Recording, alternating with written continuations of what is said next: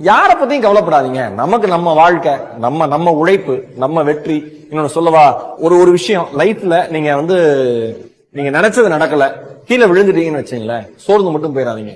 ஏன்னா கீழே விழற தருணங்கள்ல தான் நம்ம சுத்தி இருக்கிற மனுஷங்க எந்த மாதிரி ஆளுங்கன்னு நமக்கு தெரியும்.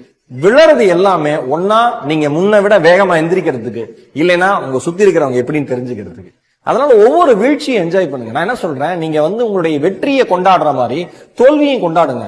நீங்க தொடர்ந்து தோத்துக்கிட்டே இருங்களேன், தோல்விக்கே ஒரு நாள் கடுப்பாயிரும். எவ்வளவு தோத்தாலும் அடுத்தடுத்து ட்ரை பண்றாங்க. இனிமேல் இவனை விட்டு போயிரும், அடுத்த டார்கெட் நோக்கி அது போயிரும், நாம ஜெயிச்சிடலாம். டயர்டே ஆகக்கூடாது. அடுத்து அடுத்து அடுத்து அடுத்து முயற்சி பண்ணிக்கிட்டே இருக்கணும். வேற வழியே இல்ல. இவன் ஜெயிச்சா மட்டும்தான் அவன் அமைதியாவான் போல இருக்குன்ட்டு சுத்தி இருக்கிற சூழல் நம்மளை ஜெயிக்க வச்சு. உன்னை நம்பு, உன் உழைப்ப நம்பு, உன் முயற்சியை நம்பு. உனக்காக உதவி செய்வார்கள் என்று யாரையும் நம்பி விடாதே. நாளைக்கு எல்லாம் நல்லபடியாக மாறிவிடும் என்று நினைப்பது. நம்பிக்கை மாறவில்லை என்றாலும் சமாளிக்க முடியும் என்பது தன்னம்பிக்கை. சிங்கம் கை தட்டல் வாங்க நடந்தாலே போதும். குரங்குகள் தான் குட்டிக்கரணம் போட வேண்டும்.